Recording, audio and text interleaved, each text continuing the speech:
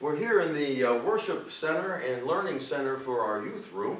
Unfortunately, the youth aren't able to be here and use this space right now during our time of isolation during COVID-19. But I wanted to take time to talk about what you can do at home.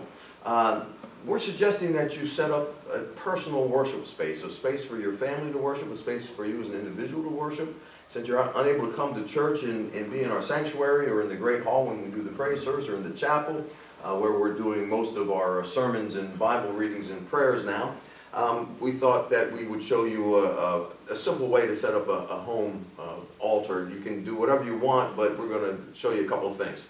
First off, you need just an ordinary table of some kind. If you just have small pieces, it could even be a tray table or something like that. Or if you have more space, a larger table. But this is what we have for our space here. Put that right there. And then next you're going to need a cross of some, well, no you're not. You're going to need to cover the table. You don't want just a bare table, or you could. That's fine too, but we're thinking maybe put a cloth over it. I'm not very good at this, but that's okay too. Arrange it in a way that looks nice to you. And have it draped like that. You can use white, brown, purple. We're in the season of Easter, so the liturgical color would be white. But that it doesn't matter. Next, some kind of a cross. Now, you may not have one like this. I mean, that's a great cross, but you may not have one like that.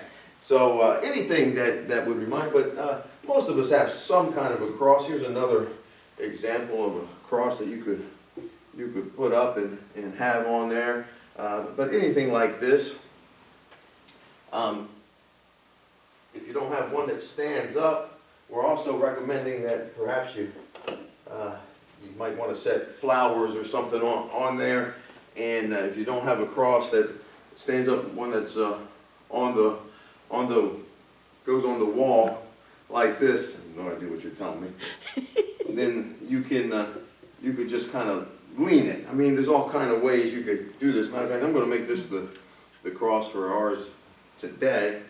And another thing that's important for worship for many people are the candles that we have. You don't necessarily have to light them, but you can have just a regular candle like this in a bowl.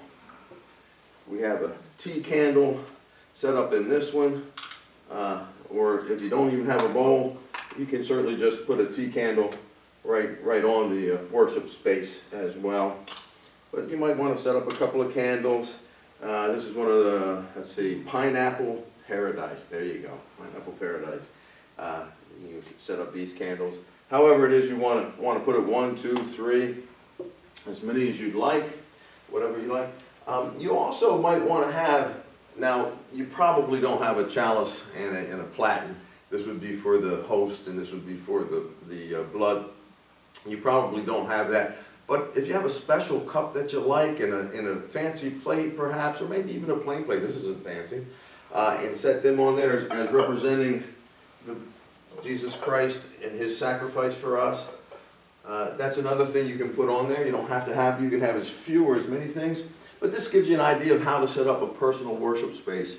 Now, we have it set near the TV, so if you're live streaming the worship service, you can still have your own personal altar space, but of course you can set it up in any room that is private, if you have a little office space or a bonus room or something. Wherever you'd like in your living room. It's easy to put up and take down if you don't have a lot of space. But we're hoping you'll set up your personal worship space, your personal altar that you can go to and focus on God in your time of scripture reading, prayer, watching the live streams, or whatever it is you do to worship God in this time.